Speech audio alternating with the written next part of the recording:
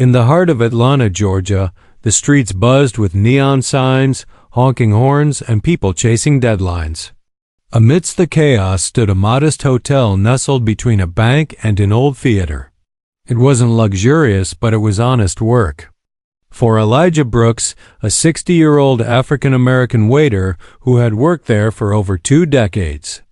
Elijah was quiet, kind-hearted, and known to every guest as the man with a soft smile and even softer voice. Most days passed uneventfully. Just plates, orders, and tips. But one winter night in 2003, everything changed. That evening, the cold had crept in early. Elijah had stayed back after his shift to help clean up. Most of the staff had already left, eager to escape the December chill. As Elijah stepped outside the service door to take out the last trash bag, something unusual caught his eye. Behind the dumpster, almost hidden in the shadows, were 2 small figures. His heart skipped a beat. He slowly walked closer and saw a boy and a girl, both under 10, curled up together in tattered clothes, shivering and exhausted. Their faces were pale, cheeks sunken from hunger, and their hands locked tightly as if protecting each other from the world. Elijah crouched down carefully, not wanting to frighten them. He softly asked if they were okay. The little girl looked at him, too weak to respond, while the boy simply nodded. Elijah didn't press for answers. He saw enough to know they hadn't eaten in a long time and didn't belong out here in the cold. He gently reached into his coat pocket and handed them the sandwich he had packed for himself. The boy hesitated at first, his pride and fear clashing. But the hunger won. He took the sandwich, split it in half, and gave the bigger piece to his sister. Elijah watched them eat, each bite filled with desperation. He couldn't just walk away. He turned around, went back inside, and without asking for permission, fixed up 2 warm plates of food from the leftovers in the kitchen. He wrapped them up carefully and returned, handing them over with 2 cups of hot water. It wasn't much, but it was all he had. Elijah invited them to come inside the staff break room. It was warm and safe. Hesitant at first, they eventually followed. The boy kept looking around nervously, as if afraid someone would throw them back out. Elijah sat them at the small table near the back, handed them a towel to clean up, and gave them each a blanket he kept in his locker for emergencies. He sat across from them quietly, letting them eat in peace. He didn't ask their names, didn't ask where their parents were, or what had happened. He just let them be. After they ate, Elijah gave them both an extra pair of socks and a small bag of crackers for the road. He didn't have a car or a big house to take them to, but he made sure they left the hotel with full bellies and warmer hearts. Before they left, the little boy took a napkin and scribbled something with Elijah's pen. He left it on the table and gently tugged his sister's hand to leave. Elijah walked them to the side door and watched as they disappeared into the night. After cleaning up, Elijah returned to the table and saw the napkin. On it, in shaky handwriting, were the words, "We'll never forget you. One day, we'll be back." Elijah smiled.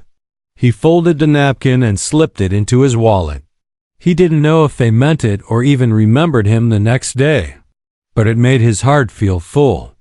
In a world where most people walked past suffering without a glance, Elijah had done what he hoped someone would do if his own child were ever in trouble. Years passed. Seasons came and went. Elijah stayed at the same hotel, always kind, always steady. He never told anyone about the children. It wasn't a story he shared, not because it wasn't important, but because he believed real kindness doesn't need an audience. He worked extra shifts, sent birthday cards to his grandchildren, and kept that napkin folded in his wallet even after the ink began to fade. To him, that night was a quiet memory, a night when he did what felt right without expecting anything. In return, the city around him changed. The hotel got a new manager, new decor, and new rules. But Elijah remained a constant. Guests remembered him, left thank you notes, and sometimes sent postcards from faraway cities. He was known as the soul of the hotel, never loud, never flashy, just quietly good. Some thought he had no dreams left, but Elijah had something more lasting: contentment. He took pride in every plate he served and every smile he earned.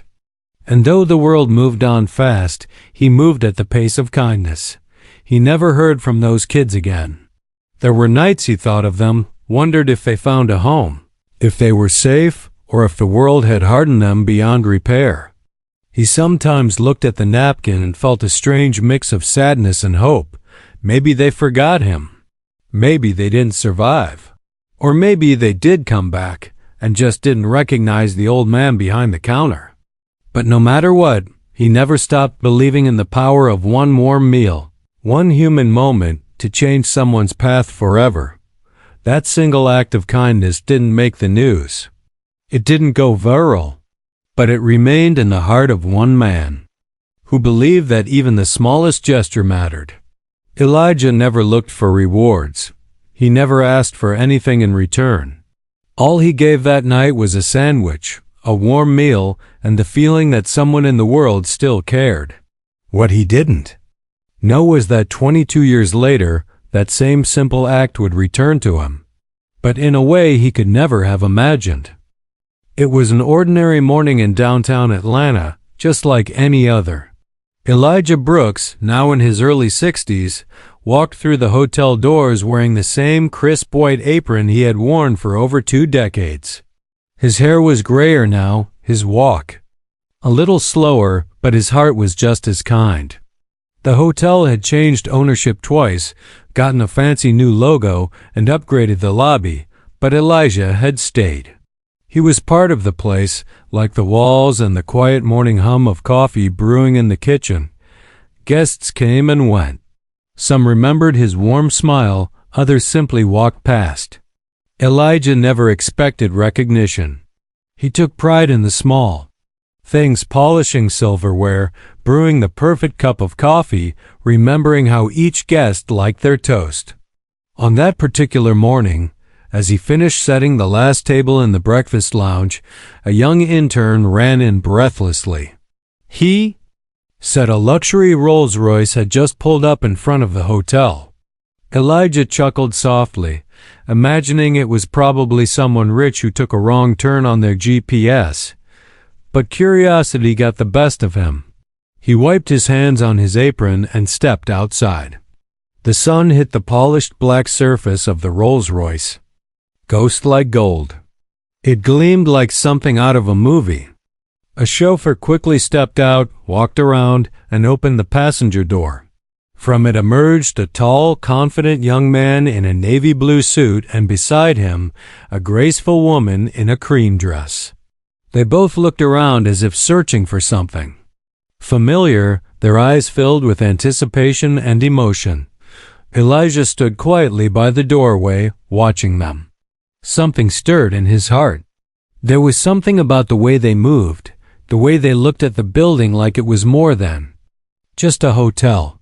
The man locked eyes with Elijah and froze. He turned to the woman beside him and whispered something. Then they both started walking toward Elijah, their pace steady but emotional. The man stopped just a few feet away and pulled something small from his jacket pocket. It was an old, creased napkin. Elijah's heart pounded as he looked at the napkin. It was stained and faded, but he recognized the handwriting instantly. His eyes widened in disbelief. He took a step back, then forward, speechless. The man smiled gently and spoke with a shaky voice. He said they had promised to come back.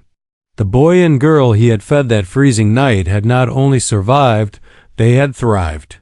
He was now a successful tech entrepreneur based in New York, and his sister had become a pediatric surgeon helping children just like they once were. For a moment, time stood still. Elijah stared at them, his mouth slightly open, his hands trembling.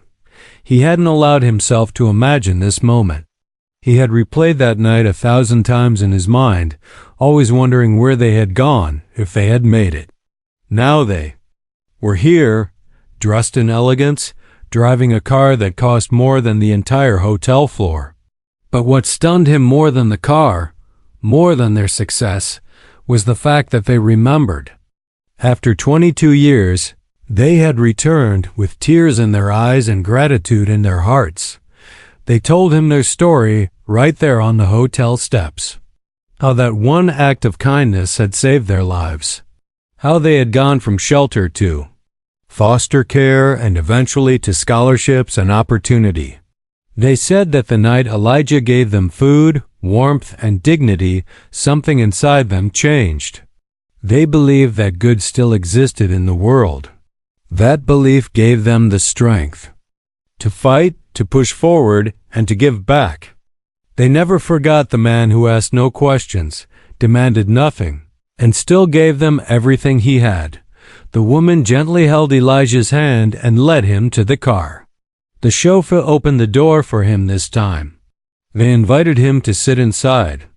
The interior smelled of leather and luxury, but Elijah was still in awe, barely able to take it all in. The young man told him the car was his. A gift. They had purchased it in his name, fully paid, with insurance and maintenance for life. Elijah shook his head in disbelief, overwhelmed, trying to speak but words failed. He had given them a sandwich. Now they were giving him a dream, but it didn't stop there. They walked him to the hotel manager's office and revealed that they had purchased a majority share in the hotel. As part of their acquisition, they named the employee lounge after Elijah and established a scholarship fund in his honor for underprivileged kids in Atlanta. Elijah could barely hold back tears. This was more than kindness coming full circle. It was a legacy being born. The same hotel where he had spent most of his life serving others had now become a symbol of the service he had done with love. As the sun began to set, the three of them sat together on the patio: Elijah, the man, and the woman. They talked about life, about loss, about small miracles and quiet heroes. Elijah told them about his late wife, about the hard years, and about how that night had given him something too, a sense of purpose he had never spoken of. The woman promised to visit him every month. The man vowed to keep him involved in the scholarship fund. For the first time in years, Elijah felt seen not just as a waiter, but as a father figure, a hero. Later that night, Elijah sat in the driver's seat of his new Rolls-Royce, parked outside his modest apartment. He didn't start the engine.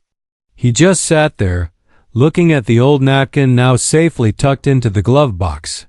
His eyes welled up as he whispered to the quiet car cabin that maybe kindness really does come back. Not always fast, not always loud. But when it does, it fills every corner of your heart with a warmth no money can buy. And somewhere deep inside, he smiled not because he had received something, but because he had given something that lasted.